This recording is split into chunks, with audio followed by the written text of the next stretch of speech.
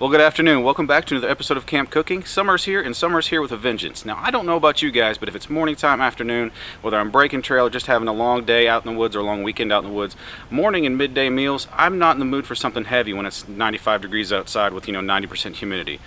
Filling up with carbs or a lot of protein, something like that, it just kind of makes me feel weighted down, kills my energy, kills my motivation. So, I'm looking for meals that provide me enough energy to get through and get done when I need to get done, but also at the same point in time don't shock my system where my body's already expending a ton of energy trying to stay cool, but I don't want to add a bunch of complex foods to it so it has to expend even more energy trying to digest the fuel that I'm feeding it. So today I'd like to talk about a quick and easy recipe that only involves 5 or 6 ingredients. Now, it is a base recipe, it is good by itself, but it is also easy and good to build upon if you have wild edibles available to you or if you just want to bring more stuff to add to it. Anyway, hang around and we'll talk about it.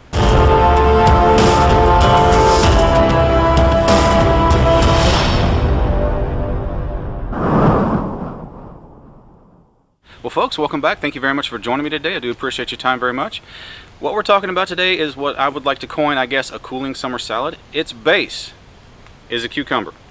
Now, I'll be upfront and honest with you guys. I'm not a huge fan of cucumbers, but I do enjoy them quite a bit this way in this recipe and in recipes built on this particular one. Now, we're all familiar with the phrase cool as a cucumber, right? Well, there actually is some scientific basis behind that. I'm not going to try to bore you. I'm not going to try to repeat what I've been studying up on about the actual cooling effects of cucumbers. Whether it may just be a mind trick or something like that, I don't know, but there have actually been medical studies done, and it has been proven that you are perceived to be cooler after eating cucumbers. So anyway, I'm going to leave some links down in the description, some articles and studies that I found particularly interesting about this subject. So if you guys want to pursue that further, go ahead and hop down to the description box and follow those links there. To start out, we obviously have some fresh ingredients here. We have the onion, tomato, and cucumber.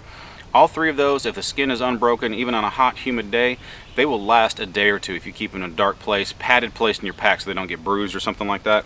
This isn't a long, if you're going to be out for a week, don't expect to be able to make this meal, 7 days into a trip. I would say this is good for the first 2, maybe 3 days before they start to deteriorate, as long as their skin has not been punctured or seriously bruised.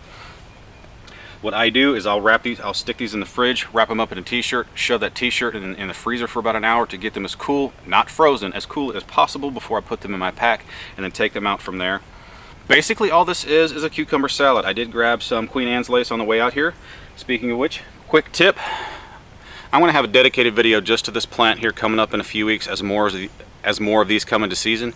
If you're looking at a plant and you're not sure if it's Queen Anne's lace or water hemlock, see that dot in the middle? That is referred to on Queen Anne's lace as the blood dot or the Queen's blood dot. I've heard it called several different things. Not all Queen Anne's lace has that, but water hemlock does not. So if you see that dark dot dead center of your plant, you know that's not water hemlock. It can't positively ID it as Queen Anne's lace, but it will mean that it is not water hemlock. Just be careful. Don't take anything I say here as fact. Do your own research on wild edibles. It can be a dangerous thing to play around with. As far as vegetables go, the tomato and the cucumber are equally as important to me. The cucumber is actually what gives it the quote-unquote cooling effect in my opinion. However, the tomato is what makes the cucumber edible to me, because like I said, I don't particularly care for cucumber except in this manner. Obviously, we have some bacon and some dressing mix over here. This is some powdered milk. I think you guys probably see where I'm going with this. What you want to do is make like a faux salad dressing. Obviously, salad dressing is not going to keep very well in the field. It's got a high dairy content in it, at least most of them. So you're making kind of a fake salad dressing in the field, something that'll, in a way that will keep for a longer period of time.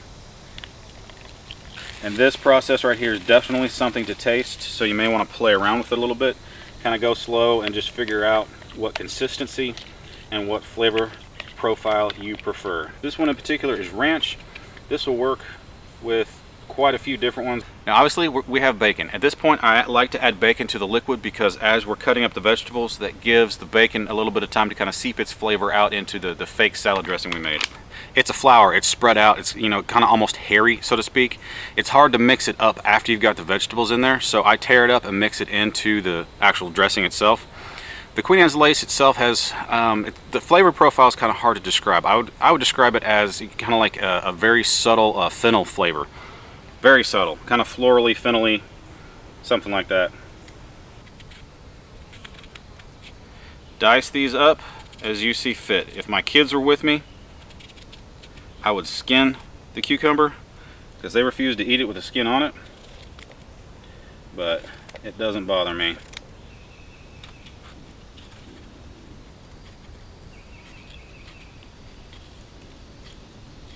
As far as the onion goes, I grabbed the smallest one I can find to take out with me because this is something you're not going to use the whole thing of.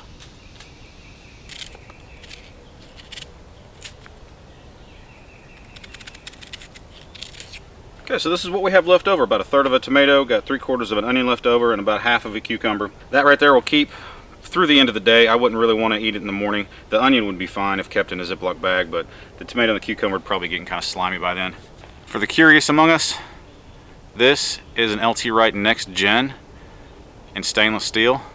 Absolutely loving this blade. Look for a review on it in probably a week and a half or 2 weeks. Now I filled my bowl up to capacity and just start mixing it up. As you can see, got a nice little light salad here. Eat for breakfast, eat for lunch. It's not going to weigh you down, and at least in your mind it will make you feel cooler. Then, bon appetit!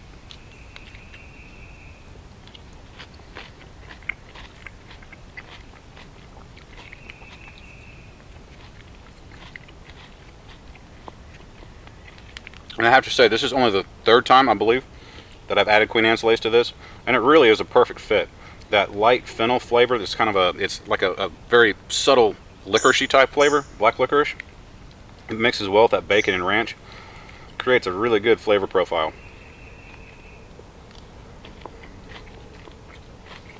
I really enjoy this on hot days. It's light, it fills me up, but it doesn't like overcarb my system, doesn't put too much calories in my system to make my system combat both the heat and a lot of food to digest.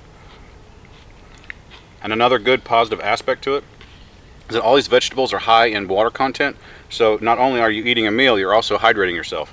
Well, there you have it, folks. Like I said, it's quick and easy. It took me longer to explain it to you than it does to actually fix it if you're doing it for yourself. I sincerely hope you've enjoyed this video. I encourage you to try this recipe. If you do, please in the comment section let me know what you think of it, or maybe give me some ideas of recipes that you really enjoy that work well for you on hot, humid days such as today. Anyway, folks, like I said, I hope you enjoyed the video. If you did, please go ahead and give me a thumbs up. Also, there's a subscribe button right down here. If you enjoy content such as this, I invite you to make use of that. And like I said, folks, go ahead and hit that comment section up. Let's just talk about this recipe and other recipes out there that fit the bill for this. Anyway, thanks again for being here today. I've enjoyed it very much. I hope you have a great day.